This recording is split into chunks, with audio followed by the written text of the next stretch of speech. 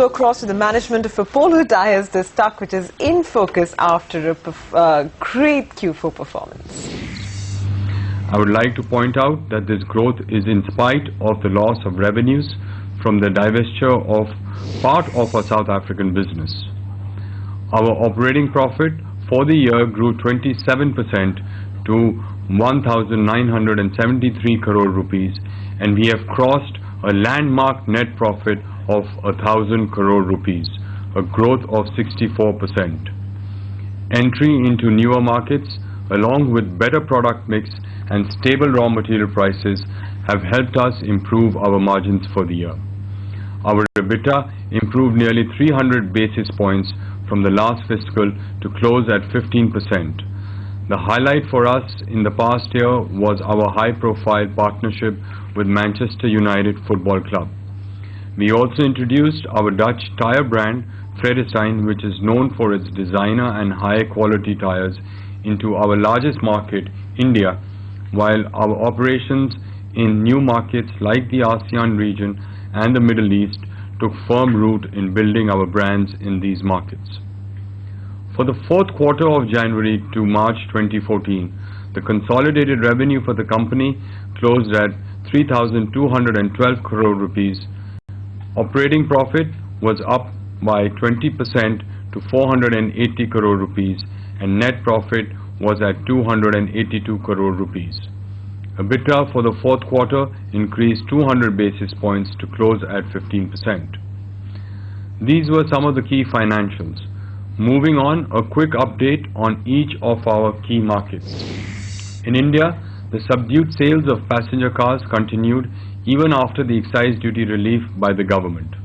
While the overall passenger vehicle sales saw a negative growth of 6% in fiscal 14, the passenger car sales specifically shrunk by 4.6%. Considered a barometer for our country's economic activity, the crucial medium and heavy commercial vehicle segment witnessed a negative growth of nearly 20% in the past fiscal. Despite the challenging circumstances, our Indian operations have reported an 8% revenue growth in the fourth quarter. While the vehicle sales have been subdued, our focus on replacement market has helped us gain market share in this segment in the past 15 to 18 months. With the introduction of Vredestein brand of tyres in the Indian market, we now have a complete product portfolio from standard performance to ultra-high performance tyres for passenger vehicle consumers. Coming to Europe, while the passenger car sales were flat for the full year, the last 8 months have seen an increase in vehicle sales, which is definitely a positive for us. The car sales have witnessed an increase of over 8% in the January to March quarter. However, Apollo's European operations have continued to grow both in terms of volumes and revenue, with both Apollo and the Vredestein branded tyres doing well. The operation has clocked a 24% top-line growth in the fiscal. In the last quarter of the fiscal, our European operations have witnessed a 27% revenue growth. Given our strength in this region, the board has given us an approval to initiate plant building activities in Eastern Europe at a project cost of approximately 500 million euros over the next 4 years, funded with accruals and debt at our European subsidiary. Coming to our outlook going forward, in India, we expect a marginal growth in the commercial vehicle segment this year, riding on infrastructure projects under the new government and replacement of aging fleets. This, along with the Supreme Court's decision to lift the mining banning, will be a positive for the company going forward. Out of India, we have already created a hub in Dubai. An office has also been opened in Australia to cater to the Australian and New Zealand markets. Currently in Europe, we are in a growth and planning mode, primarily to fulfill the higher demand for both Apollo and Vredestein tyres. To cater to the rising demand in Europe, we have decided to set up a greenfield manufacturing facility in Eastern Europe.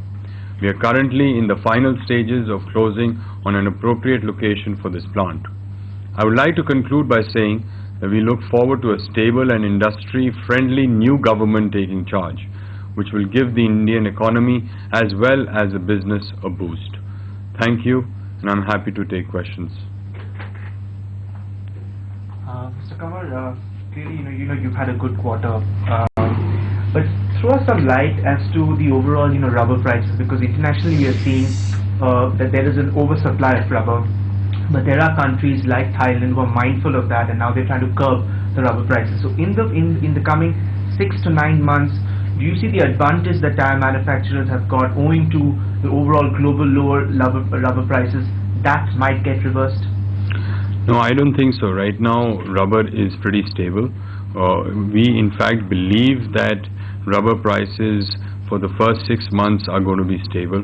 Our belief is, and that's the projection of the company, to say rubber prices will start going up as the year comes around, because we believe that the economies, whereas it is America, the European economy and the Chinese economy are going to start growing, and demand is going to start coming. So we do see a little bit on pressure coming on the raw material, but not as what it was in the previous years. Mr. Kanwar, you have given here that you are looking at a greenfield facility in Eastern Europe. Can you give us what countries you're looking at in Eastern Europe? Well, I have said before, we have narrowed down on Slovakia and Hungary.